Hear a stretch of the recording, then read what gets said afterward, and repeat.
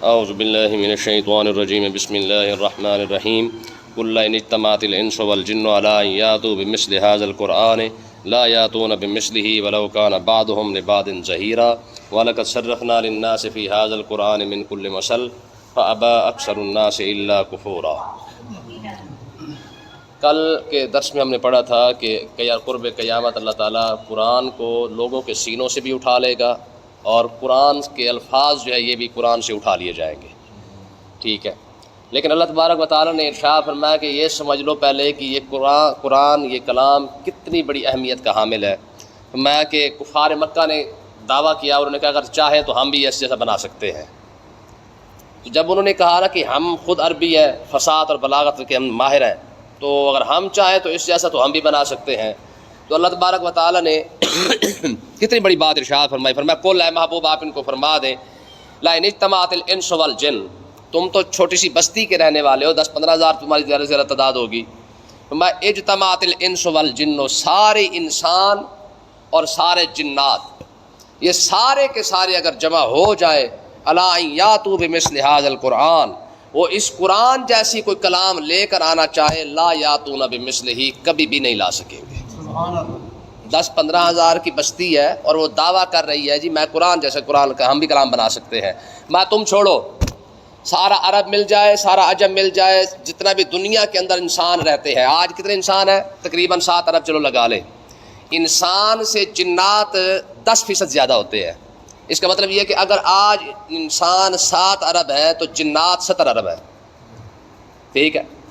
آج اگر 70 ارب یا 80 ارب کی مخلوق بھی مل کر قرآن جیسی کوئی قرآن بنانا چاہے یا کلام لانا چاہے، فاتو بصورت من مثلہ، قرآن کو چھوڑے اس جیسی انا تو نقل کوثر بھی بنانا چاہے تو نہیں بنا سکتی، اور یہ قیامت تک کے لیے چیلنج ہے۔ فرمایا جنات کو بھی شامل کر لو کیونکہ وہ 80% زیادہ ہے، اپنا 10% زیادہ ہے انسانوں سے۔ یاد رکھیں جتنی انسانوں کی تعداد بڑھتی جائے گی جنات کی تعداد اس سے 10 گنا زیادہ بڑھتی جائے گی، ٹھیک ہے۔ پھر یاجوج ماجوج اس سے 10 گنا زیادہ ہے جنات سے بھی۔ تو بہرحال اللہ تعالیٰ نے ارشاد فرمایا کہ تم جنات کو بھی اپنے ساتھ ملا لو کیونکہ یہ بھی قرآن کے حامل ہیں، جنات بھی یہ بھی اس کے احکامات کے مکلف ہے، اور انسان بھی۔ 7 ارب انسانوں کو آج بھی کھلا چیلنج ہے کہ اگر تم اسلام کی دشمنی رکھتے ہو نا تو پھر تمہیں کوئی پروپیگنڈے کرنے کی ضرورت نہیں ہے، تم کیا کرو، تم اس قرآن جیسا قرآن بنا لو، اللہ خیر صلی اللہ، بات ختم۔ اور دیکھ لیں یہ اسلام کو گالیاں دیں گے، یہ طرح طرح کے بہت اوشے ہتھ کنڈے کریں گے، سب کچھ کریں گے، ٹھیک ہے جی، آقا علیہ السلام کی مخالفت کریں گے، دین کی دشمنی کریں گے، سب کچھ کریں گے۔ بھائی تم نہ کرو، آسان سا حل ہے، قرآن کہتا ہے کہ فاتو بصورت من مثلہ، بات ختم۔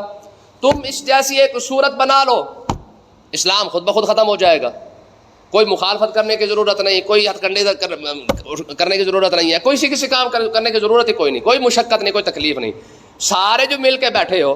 تو فرمایا صرف تم چھوڑو، تم جنات کو بھی اپنے ساتھ شامل کر لو، اور تم سے وہ 10% زیادہ سب کو ملا لو، کوئی اختلاف نہ ہو، کوئی لڑائی جھگڑا نہ ہو، سارے مل کر بس اسی بات میں متفق ہو جاؤ، لو جی ہم نے قرآن جیسا قرآن بنانا ہے، ٹھیک ہے۔ تو میں سارے انسان اور سارے جنات مل کر بیٹھ کر بھی اگر اس جیسی ایک صورت بنانا چاہیں لا یاتون بمثلہ، مر جائیں گے لیکن اس جیسی ایک صورت نہیں بن سکے گی، ٹھیک ہے۔ کتنی بڑی بات ہے، اتنا بڑا چیلنج آج بھی موجود ہے قرآن کا کہ کوئی بندہ بھی آ جائے، بندے کو چھوڑو کوئی بھی آ جائے، ٹھیک ہے۔ یہاں تو اللہ تعالیٰ نے انسان اور جنات کی بات کی ہے نا، ٹھیک ہے جی، لیکن خیال یہی ہے کہ اگر فرشتے بھی شامل ہو جائے تب بھی نہیں بن سکتا، کیونکہ رب کے کلام جیسا کلام کون بنائے، سوال ہی پیدا نہیں ہوتا ہے۔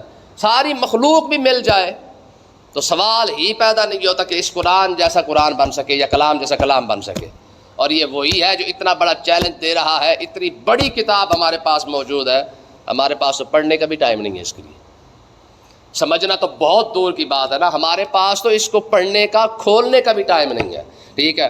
اور آگے اللہ تعالیٰ نے کیا ارشاد فرمایا، فرمایا وَلَوْ كَانَ بَعْضُهُمْ لِبَعْضٍ ظَهِيرًا، فرمایا تم ایک دوسرے کی مدد بھی کرو، جنات انسان کی مدد کریں، انسان جنات کی مدد کرنا شروع کر دیں کہ قرآن بنانا ہے۔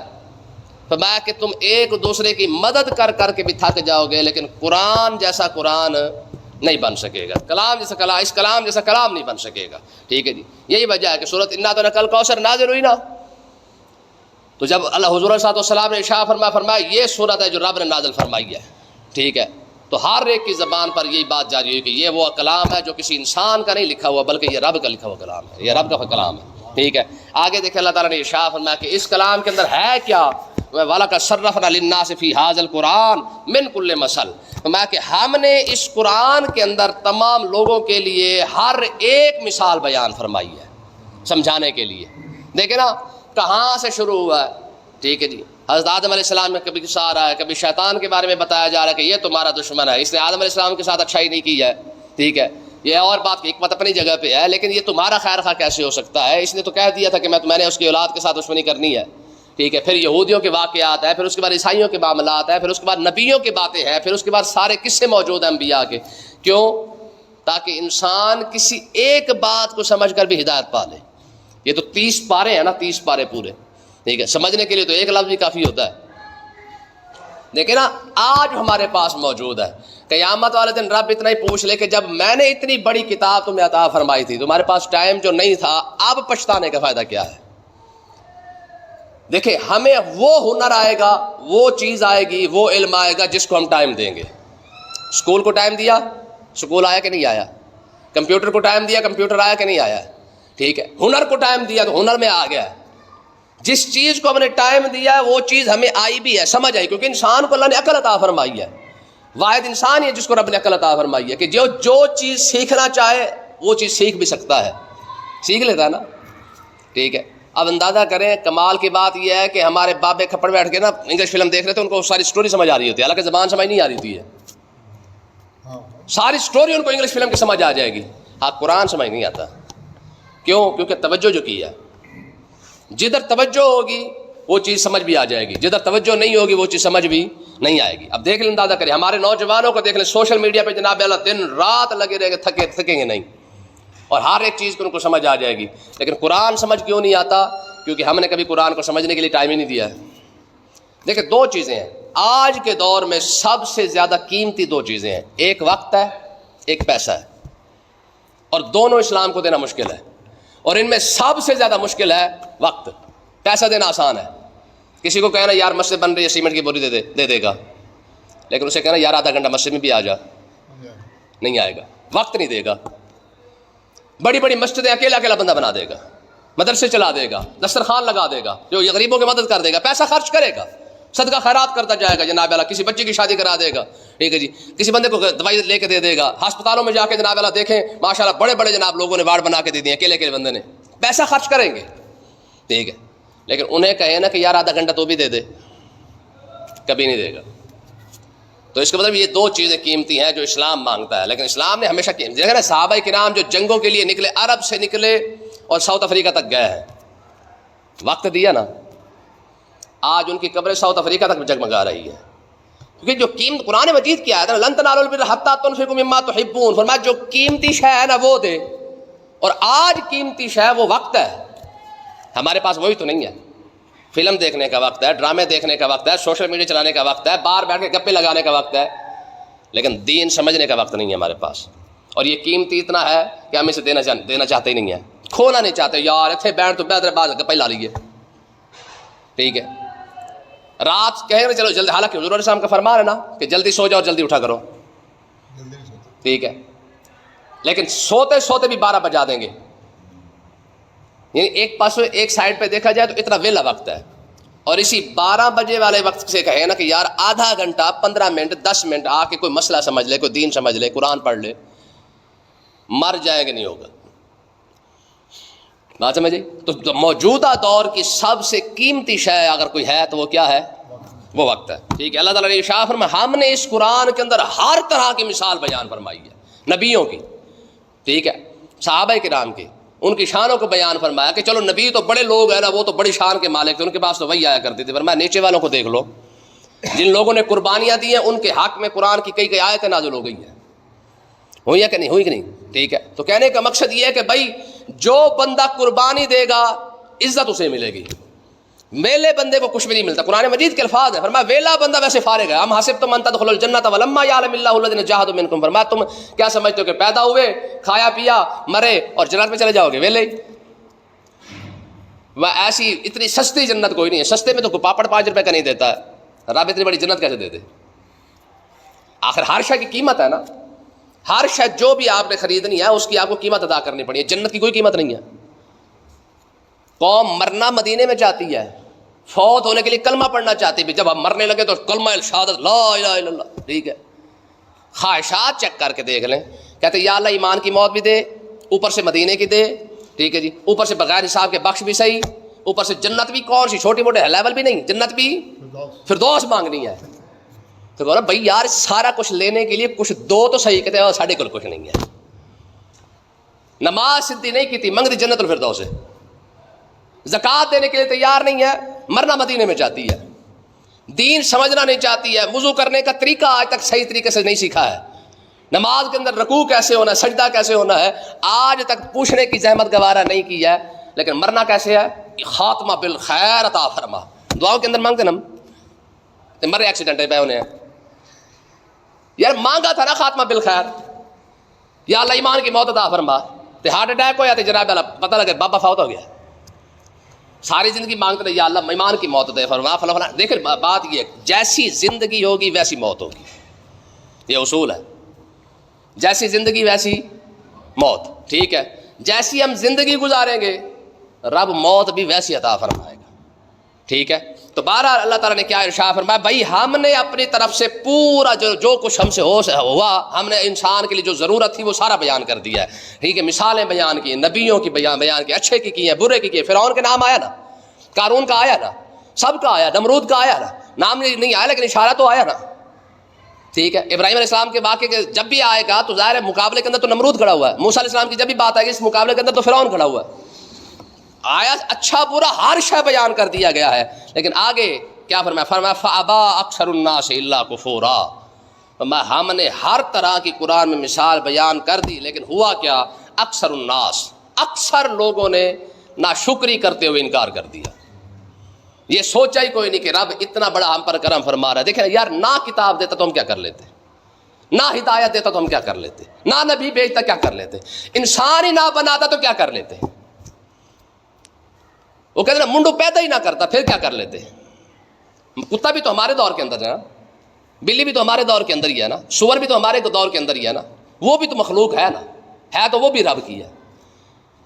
یہ تھوڑی بات ہے کہ یار احسان، سب سے بڑا احسان تو اسی بات کا کہ اس نے انسان بنا دیا ہے، اور اس سے بڑا احسان یہ ہے کہ پھر ہدایت عطا فرما دی. اس سے بڑا احسان اپنے محبوب کی امت میں پیدا کر دیا. اس سے بڑا احسان یہ ہے کہ آج تک قرآن ہمارے پاس موجود ہے، موجود بھی ہے اور محفوظ بھی ہے.